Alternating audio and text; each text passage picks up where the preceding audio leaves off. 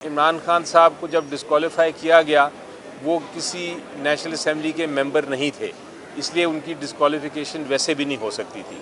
हमारी नज़र में इलेक्शन कमीशन ऑफ पाकिस्तान का ये ऑर्डर बिल्कुल बेबुनियाद है और एक तरह से मेलाफाइडे है, बदनीयती पे बेस्ड है। अब अगर ये नाअहली ख़त्म हो जाती है तो चेयरमैन का इलेक्शन हो सकता है दोबारा हो और इमरान खान साहब ना सिर्फ वापस चेयरमैन का इलेक्शन लड़ें बल्कि जनरल इलेक्शन भी लड़ सकें। समाप्त थी वो इन चैम्बर क्यों? हम देख रहे हैं इमरान खान के खिलाफ जो केसेस होते हैं या तो जेल में समाप्त की जाती है, इन चैम्बर हो रही है, मीडिया को दूर रखा जाता है, इसकी क्या वजह?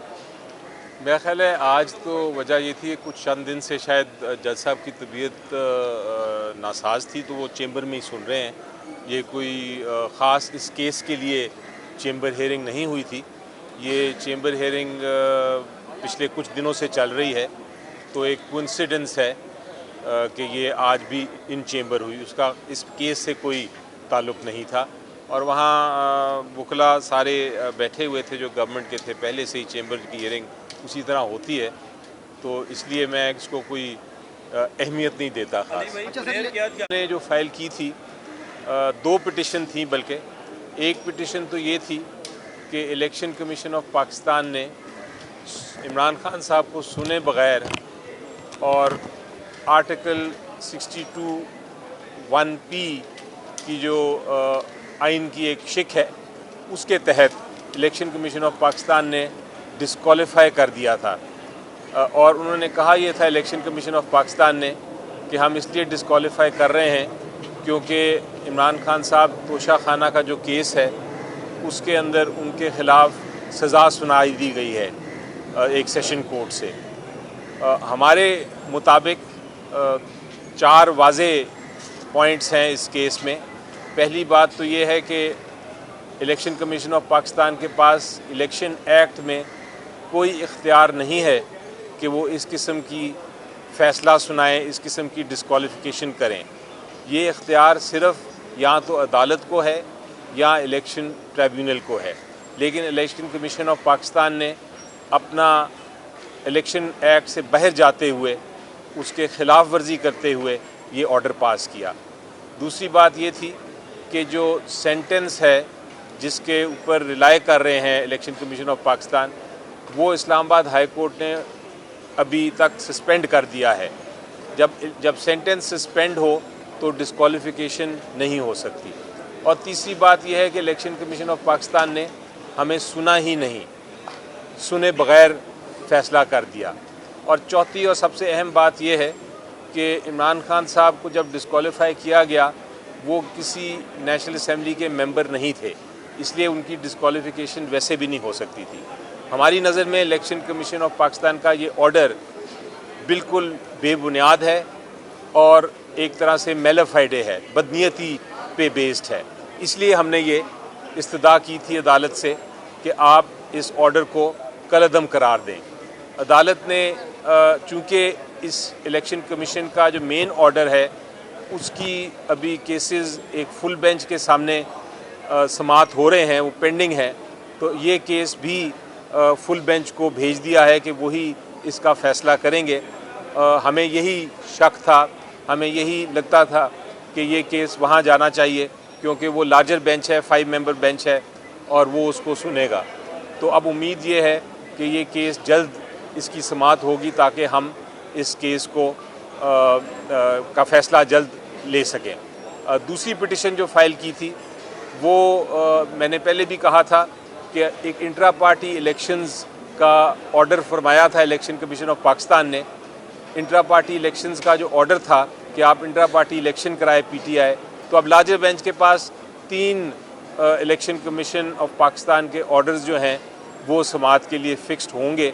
एक तो ये जिसमें इमरान खान साहब को डिस्क्वालीफाई किया, एक इंट्रा पार्टी इलेक्शन का, और एक पहला जो इलेक्शन कमीशन ऑफ पाकिस्तान ने पहला फ़ैसला किया था जिसके अंदर तोशाखाना फ़ैसला जिसको कहते हैं उसकी समाअत। ये 3 केसेस अब full bench Lahore high court के सामने इनकी समाअत होनी है। अच्छा भाई, मेरा ये सवाल है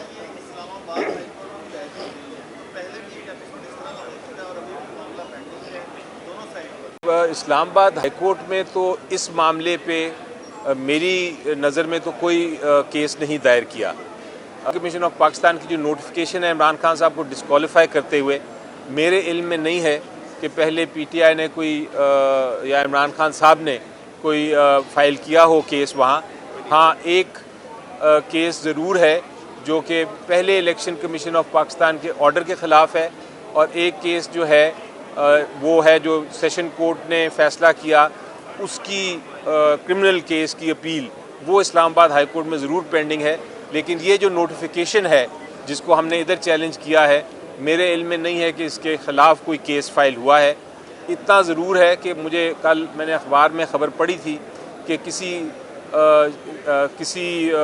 एडवोकेट ने अज़ खुद ये इंट्रा पार्टी इलेक्शन वाला मैटर जो है उसको रेज़ किया है।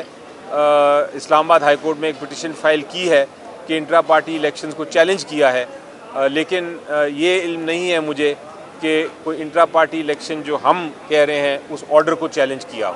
अच्छा, मेरा क्वेश्चन ये है कि चेयरमैन इस वक्त हैं बैरिस्टर गौहर, इमरान खान अगर अहल हो जाते हैं तो चेयरमैन पीटीआई इमरान खान को टिकट कौन जारी करेंगे?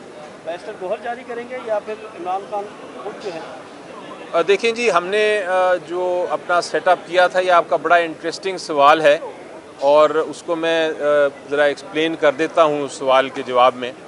हमने जो इलेक्शन कराया है इंट्रा पार्टी इलेक्शन, वो इसलिए कराया क्योंकि इलेक्शन कमीशन ऑफ पाकिस्तान ने एक ऑर्डर कर दिया कि आप 20 दिन में इलेक्शन कराएं, और उसमें हमने वाज़े तौर पे ये कहा था कि हमारा मकसद ये है कि जब तक तो ये जो नाअहली है जिसको आज हमने चैलेंज किया है, जब तक ये तोशाखाना की नाअहली जो इलेक्शन कमीशन ऑफ पाकिस्तान ने नोटिफिकेशन जारी की हुई है, जब तक ये मुअत्तल नहीं होती, जब तक इसको नल एंड वॉइड नहीं करार दिया जाता, तब तक के लिए हमें ये इलेक्शन में किसी और चेयरमैन को इलेक्ट करना है।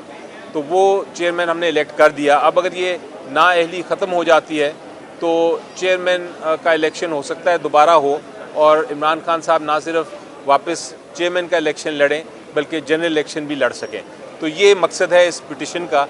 अभी तक ये जो इलेक्शन कराया है और जो चेयरमैन हैं वो एक टेम्प्रेरी चेयरमैन की आप उसको एक कंसिडर कर सकते हैं। आप उसको अगर कंसिडर करना चाहें तो एक केयर टेकर सेटअप के तौर पे कंसिडर कर सकते हैं। कानूनी तौर पे तो वो फुल चेयरमैन है, लेकिन मकसद इसका मैंने आपको बता दिया, मकसद इसका टेम्प्रेरी है। अच्छा, ये जो मौजूदा सिनेरियो में जो सज़ा मुअत्तली की सूरत में चेयरमैन पीटीआई जो साबिक हैं वो इंतखाबात में हिस्सा ले सकेंगे या नहीं ले सकेंगे, कानूनी पोजीशन क्या है? जी देखें, जहाँ तक तो मेरी राय है, इस नोटिफिकेशन के बावजूद, क्योंकि ये नोटिफिकेशन बिल्कुल गैर आइनी है, आइन के बरक्स है, ये एक विदाउट जुरिस्डिक्शन नोटिफिकेशन है, तो वो ले तो सकते हैं, वो हिस्सा ले सकते हैं इलेक्शन में, और वो अगर उनको रोका जाएगा तो हम उसको चैलेंज करेंगे। लेकिन उसके बावजूद फिर भी एक नोटिफिकेशन तो है, एक कागजी नोटिफिकेशन तो है, तो उसको चैलेंज करना भी ज़रूरी है, और इसलिए हमने ये चैलेंज किया है ताकि उसको हम साबित कर सकें कि ये वाकई कागजी नोटिफिकेशन है, इसके पीछे कानून या इंसाफ नहीं है। अली भाई, ये बताइएगा कि हल्का बंदियाँ इलेक्शन कमीशन ने हतमी हल्का बंदियाँ जारी कर दी हैं। मुस्लिम लीग नून की जानिब से आए रोज़ किसी ना किसी फोरम पे इन हल्का बंदियों को चैलेंज किया जा रहा है, तो हम क्या समझें कि पीटीआई जो है वो इन हल्का बंदियों पर भरपूर एतमाद का इजहार करिए, क्योंकि आपकी जानिब से किसी हल्का बंदी को चैलेंज नहीं किया गया अभी तक? देखिए जी, हल्का बंदी जो होती है वो इंडिविजुअल जो कैंडिडेट है वो चैलेंज करता है। जो जिस कैंडिडेट को इफ़ेक्ट कर रही है वो चेंज कॉन्स्टिट्यूंसी की, हल्का बंदी की, वो उसको चैलेंज करेगा। ये कोई एक जनरल स्कीम या एक पार्टी इशू नहीं होता, ये कैंडिडेट टू कैंडिडेट इशू होता है।